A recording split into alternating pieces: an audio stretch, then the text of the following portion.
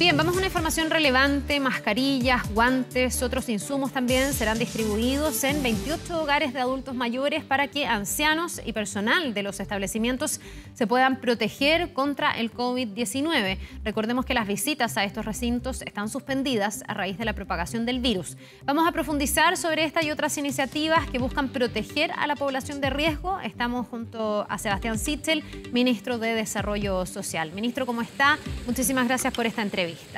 Muy bien, mucho gusto. Acá trabajando a full, como tú decías, para proteger a la población más vulnerable y también para dar ayuda económica a las familias más vulnerables. Así que estamos haciendo todo lo que podemos en esa lógica. Sí, usted está trabajando en varios frentes. Quiero partir con el tema de los adultos mayores, las donaciones que se están recibiendo y la forma en que se está tratando de cuidar a esta población, que es el grupo de mayor riesgo. Hemos tenido ya varios casos y brotes también, ministro, en algunas residencias o hogares para adultos mayores. ¿Cuál es el balance oficial hasta ahora y cómo se está cautelando que esto no se siga expandiendo? Mira, lo primero y más importante, ¿por qué proteger tanto a los adultos mayores en residencia? Porque las tasas de letalidad dentro de la residencia se multiplican por más de 10 comparado con la población en general. Por lo tanto, el cuidado tiene que ser casi 3 veces lo que hacemos una familia tradicional.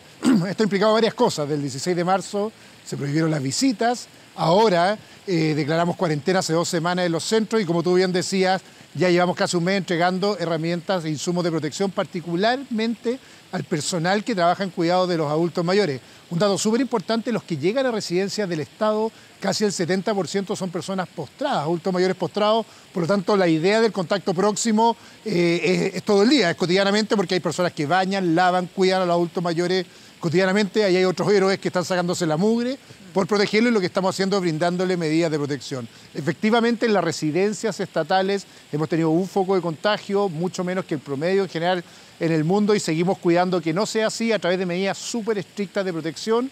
En lo que vimos ayer, que nos donó una empresa más de 220.000 mascarillas, más de 200.000 cubrezapatos, protectores de cuerpo completo, es vital porque nos permite finalmente mantener estas medidas de protección adentro. Los únicos que entran y salen a estos hogares son quienes cuidan a los adultos mayores por razones obvias. Sí, Dígame. Ya le voy a preguntar por esta donación, por todas las que puedan venir y todos los cuidados en las residencias del Estado, pero también hemos tenido brotes en residencias privadas. Ayer había un caso en una de estas senior suites. Hemos visto también lo que ha pasado en el hogar italiano en la comuna de Ñuñoa.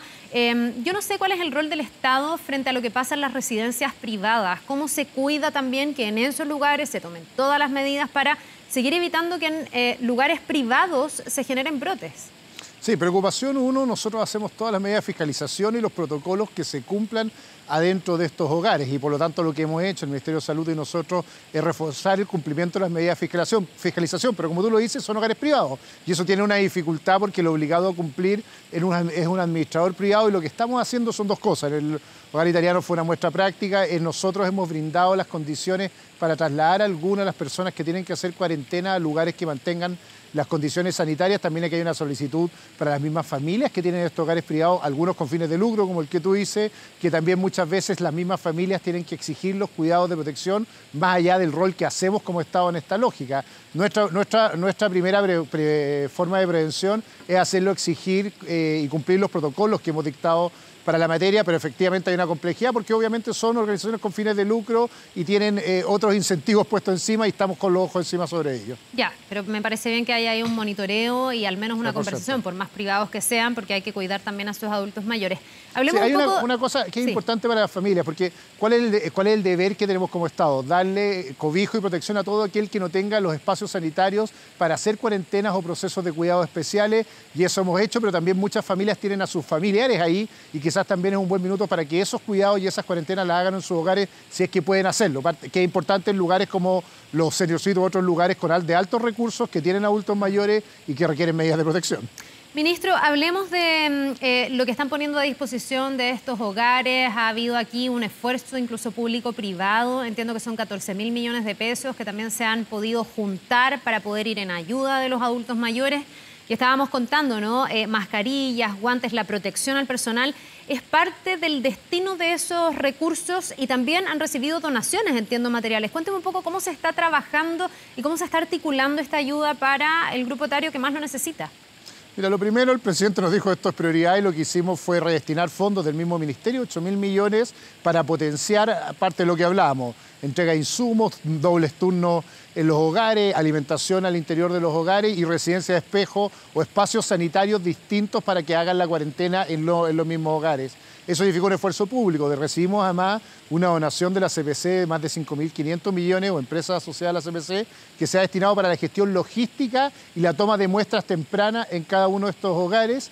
Y además estamos haciendo un llamado a la comunidad, hay una guerra mundial por los insumos, hay escasez de mascarillas, muchas veces escasez de medidas de protección, también al que pueda adquirirlo de manera más rápida que el mismo Estado, ojalá los dones, y eso es lo que contaba. Fundación Mapfre nos dio donaciones, Walmart y SM1 han dado donaciones de alimentos, incluso para hogares de adultos mayores. Estamos gestionando, priorizando lo que te decía, los hogares que son más vulnerables, los residencias de hogares más vulnerables, y también un programa que tenemos como Estado que se llama Vínculos, que se relaciona directamente con adultos mayores que viven solos, de extrema pobreza, donde además estamos llevando por primera vez alimentación a esas casas, entendiendo que esos mismos adultos mayores no pueden salir. Y además estamos trabajando con una fundación directamente en contención emocional a adultos mayores que quedan aislados normalmente y no tienen con quién relacionarse o resolver dudas en un teléfono que es el 800-4035. Y una última cosa que es súper importante, se incorporaron permisos en las zonas en cuarentena para abastecer a adultos mayores y un llamado a la comunidad.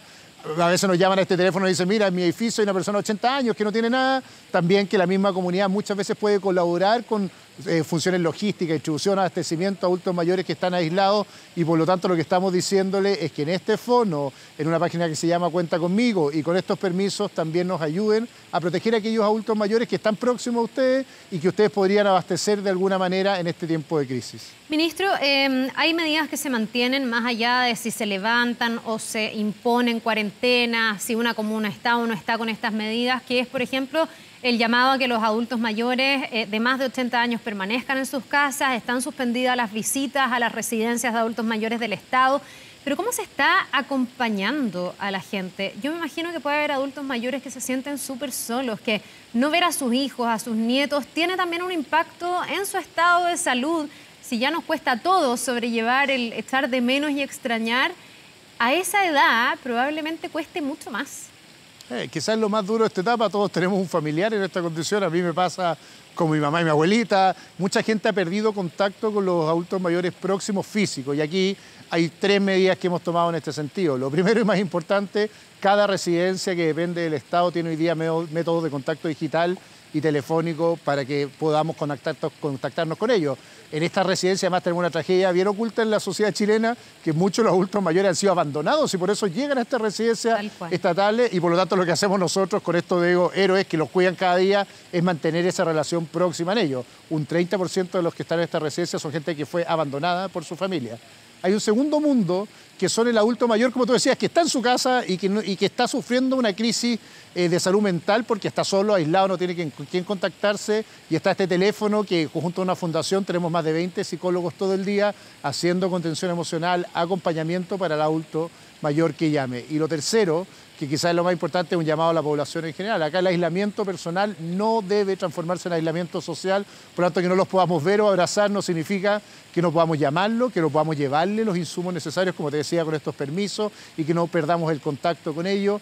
Los invito a ver Cuenta Conmigo en la página del gobierno, www.gov.cl, Cuenta Conmigo, porque están todos los protocolos que hay que seguir para cómo acompañar a un adulto mayor o a veces cómo organizarnos adentro del barrio cuando sabemos que hay un adulto mayor solo y cómo como comunidad podemos apoyarlo mejor. Aquí un llamado súper importante.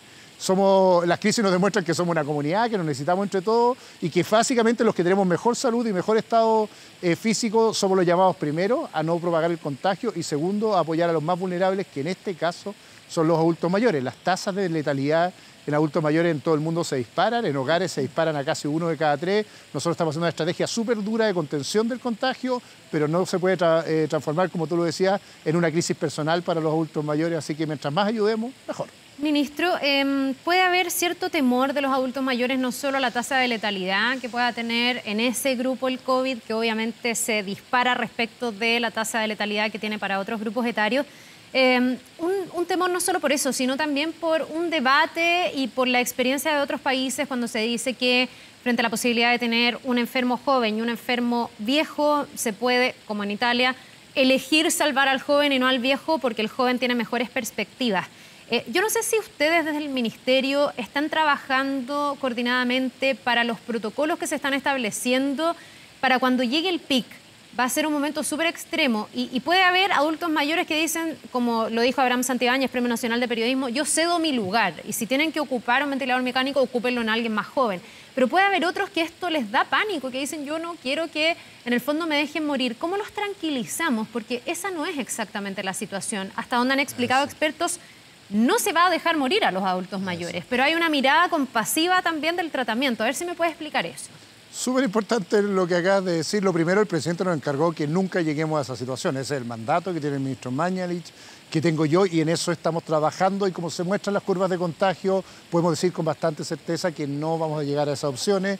Y lo que estamos haciendo además, que yo te contaba, es que además hemos habilitado en paralelo a las residencias sanitarias tradicionales, residencias que permiten, para adultos mayores, que permiten hacer cuarentena y todos los protocolos sanitarios para aquellos que tengan que hacerlo en la misma lógica. Es decir, si bien hay un sistema público de salud que permite que las personas hagan residencia sanitaria, también hay un sistema paralelo que hemos armado como ministerio para adultos mayores y que hagan residencia, de manera que se duplica la capacidad de camas para hacer cuarentena, que es súper importante porque ese dilema ético no existe hoy día, porque hay espacios reservados para adultos mayores, para su protección y cuarentena. Y respecto a lo que tú decías del tratamiento, obviamente siempre hay una opción personal respecto al tratamiento, pero nuestra pega que nos encargó el presidente es que nunca entremos a ese dilema ético. Obviamente preparamos protocolos en caso que lleguemos a situación, pero como hemos administrado la curva, como estamos trabajando, como hemos trabajado con los hogares, con alta certeza podemos decir que es muy poco probable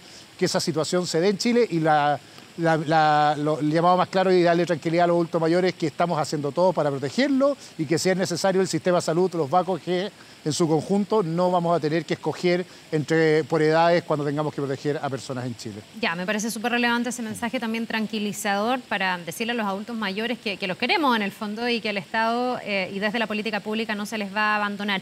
Ministro, quiero dejar... Sí, una cosa ahí, porque ha habido mucho opinólogo en esta crisis con poco antecedente que dice, que opina, mira, estamos tratando nosotros de dar toda la información basada en evidencia, estamos informando lo que está pasando y por eso dar la tranquilidad. Y lo digo porque conversa hasta con mi familia, me pasa lo mismo en esta angustia. Oiga, me están diciendo que van a tener que optar por mí o no. No vamos a tener que optar, lo que estamos haciendo es protegiendo a toda la población con igual prioridad. Y eso es importante para que la gente entienda, y los antecedentes que tenemos hoy día nos indican que eso lo podemos hacer. Bien, qué bueno, qué tranquilizador. Ministro, quiero dejar el tema de los adultos mayores y quiero ir a otro tema que está también recogiendo su cartera y que tiene que poner en marcha, digamos, que tiene que ver con el apoyo que se le quiere dar a los trabajadores informales, que son personas que pueden estar pasando por una situación muy precaria en materia económica. Entiendo y leí algunas entrevistas donde usted dice que se está analizando la posibilidad de un ingreso de emergencia, que sería algo distinto a un bono. Esto es la bajada también de lo que ya ha anunciado Hacienda con esta inyección de recursos para trabajadores informales. ¿Cómo va a funcionar esto?